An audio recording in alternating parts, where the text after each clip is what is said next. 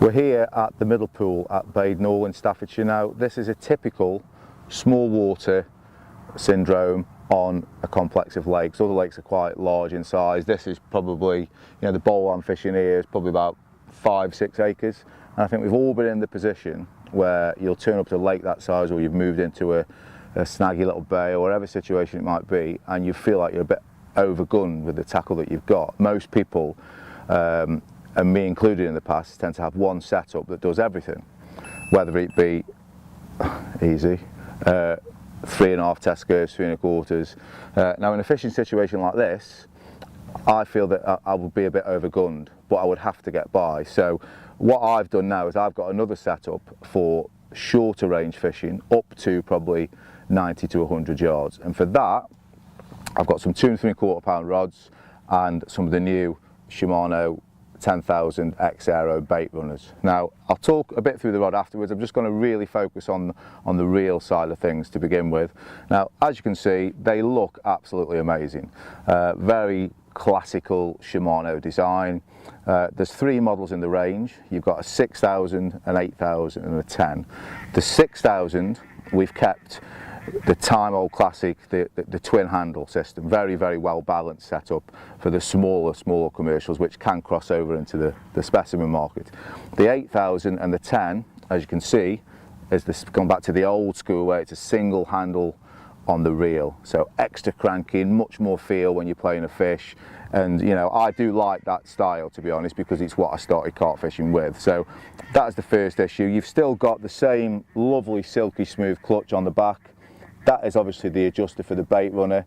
Moving up the body, I mean, I've used big pit reels for years, and I do love them. I make no bones, I do love them. I also use fluorocarbon line a lot, so I do tend to find with the bigger spool it can fall off the front quite a lot. So these are really perfectly suited to my style of fishing. And I'll be honest, the lakes I'm fishing at the minute, or have been fishing, these would do me easily for anywhere I need to cast on those lakes. So again, moving forward, one of the main features you'll notice is the bodies are still very, very compact, but the spools are actually bigger. They're 30% bigger than any of the old Baitrunners in the catalogue that are existing.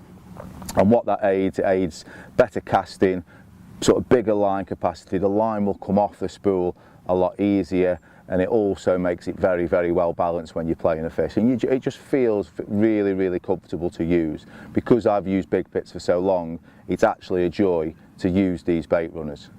All 3 models all come with a spare spool, and I think just to conclude, I think you see a lot of stuff in the mags or on YouTube or whatever it may be, and I think because everybody seems to think they have to be educated to use a big pit reel for everything, we're trying to reintroduce an old classic to say that, look, you can fish up to 100 yards easily and comfortably, have a lot more control, much better feel, and just enjoy it more. It's great to play fish on these reels after having a big cranking reel, which again are perfect for the big pit carp fishing, but when you're on small waters, a Baitrunner like a 10,000 X Aero is absolutely perfect. And obviously I've twinned them up. These are an XS1, 12 foot 2 3/4.